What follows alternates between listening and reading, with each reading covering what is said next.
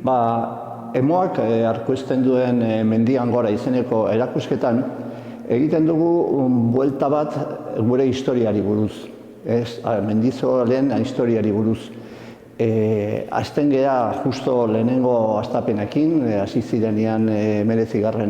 mendean, eta bukatzen dugu ja gaur egun egiten ari diren gauzakin, ezta? Hemendiko lasterketak eta guzti hori. Bitartean dago mende eta erdiko viaje bat, eta viaje horretan pasa egingo dugu baita ere, pasatzen dugu, 17 panel hauen bitartez, pasatzen dugu mundu osotikan buelta bat eman da. Hasita hemengo mendietatik eta bukatuta mendi altuenetan. Tartean badaude gure mendizaletasunaren historian izan diren nik uste dut puntu importanteenak eta mendizale importanteenak. Hor azaltzen dira, danok ezagutzen ditugun izenak, azkeneko boladokoa, baina baita ere hasieran lehenengo bultzatzaileak izan zianak eta lehenengo personajeak. Eta guzti hori bueltatxo bat hemen gauden 3 salauetan egingo dugu, eta nik uste dut informatzeko nola den gure historia eta ikusteko modu errese batean argazki batzuen bitartez oso idea polita dela. Hasieran gure pixka bat movimentu antolatu bat izan zanean, 3 izen dauzkagu, 3 zutabe, eta 3 zutabe horietan oinarritu zen gero bilakaera, lehenengo urte haien bilakaera. 3 zutabe desberdinak eta 3 izen handiak. Lehenengoa Antxon Bandrez.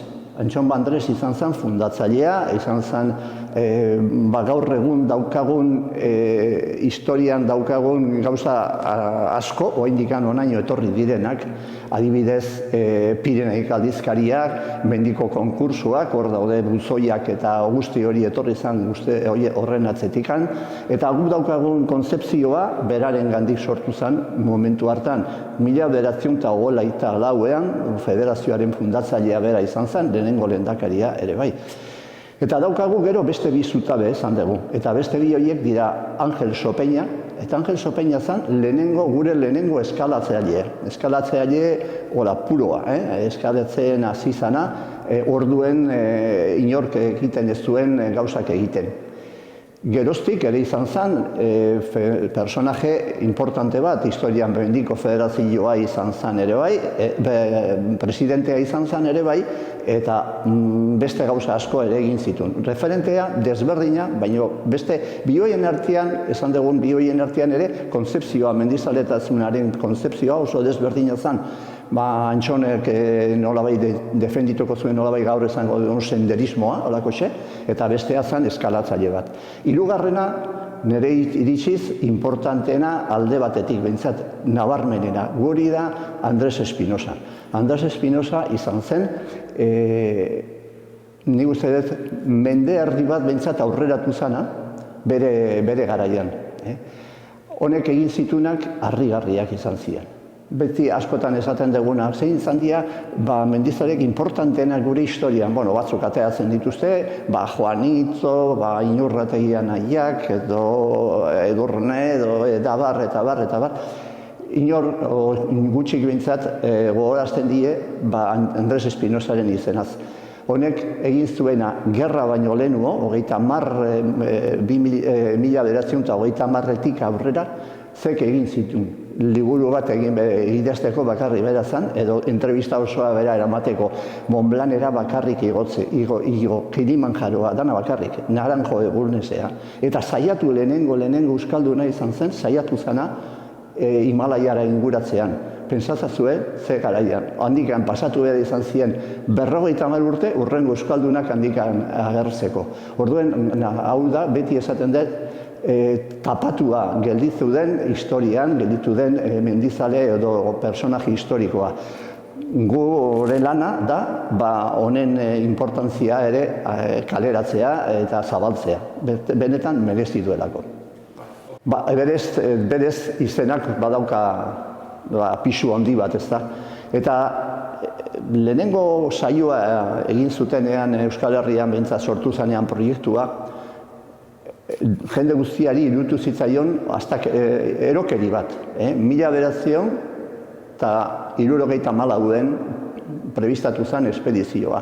Tximiz, espedizio famatua historiarako izen horrekin gelditu zena espedizioa.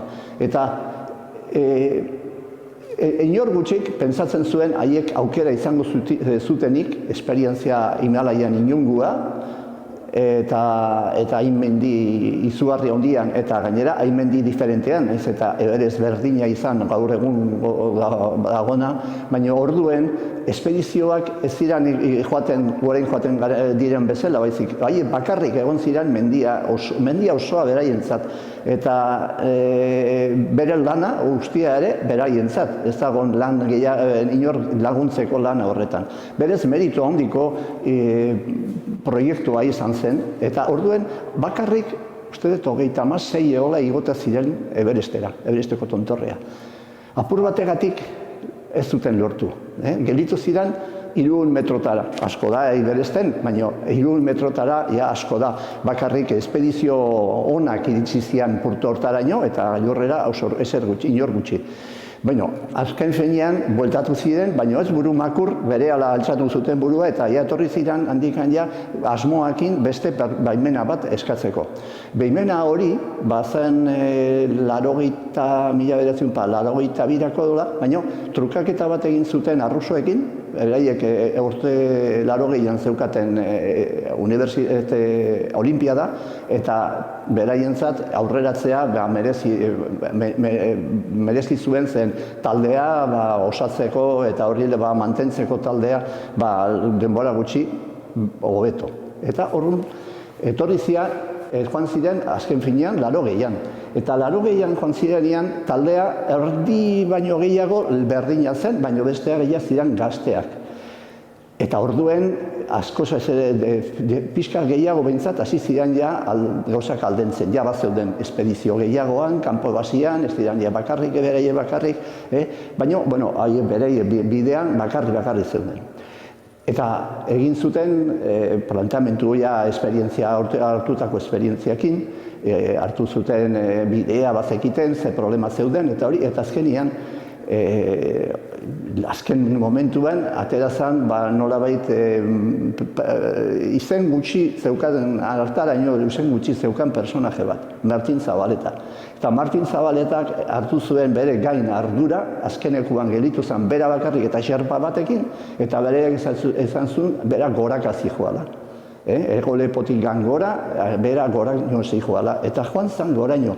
Nahiz eta arrisku izugarria hartu behar. Tontorrera iritsi zian nahiko berandu, 3 aldean izan zen, eta orduen handikan, gaur egun sistema goia daude, baina handikan kanpo basera bidali zuten mesua, eta mesua Euskal Herrira iritsi zen poloniarrek zeukaten beste emisora baten bitartez. Honea iritsi zanean berria, izan zen festa bat. Euskal Herrian izan zen dano gogoan daukagu egun hura. Horregatik, hemen ikusten dugun, hemen panelean jartzen da, maiatzaren egun hura. Ez daigu inor hor bizi izan genunok, bentsat ez dugu astuko egun hartan. Festa izan zen, eraina bat, herri osoa bat egin zuen arrakasta. Nik esaten duen, goi mailako despatxoetatik, talier txikienen bateraino. Danak postu ginen Martin Zabaletak jakin genuenean tontorrera iritsi zela. Orduen izan zen herri oso bat tontorrean, hori ezein da titulo bat, horretikan ibili dena, eta dano sentitu ginen, pixka bat nolabait, tontorrean Martin Zabaletarekin. Orduen historia oso bukaera politea izan zuen. Mendira joateko motivazio asko dago, ez da? Hasierakoak ez ziren deportistak, izan ziren zientzialiariak edo esploratzaileak, alakoak, ez da? Ez ziren deportista berez, tontorraren bila ez zijoazten, beste arrazoiagatik, mugitzen ziren.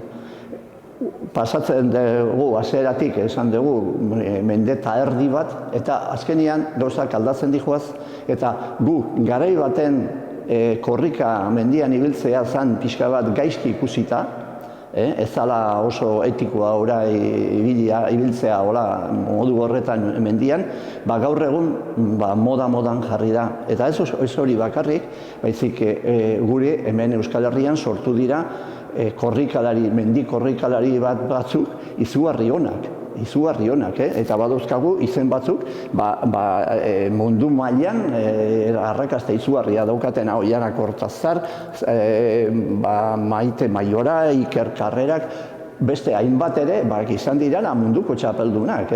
Eta orduen pasagera hor konzeptu askoen gainetik, eskalatzaileak ere bai, kompetizioa eskaladan ere ez da ondo ikusten, eta gero azken finean beste munduko txapeldun bat izan genuen. Eta berez karreran ere gauza berdina gertatu da. Azken finean mundua aldatzen doa eta moduak ere baita ere.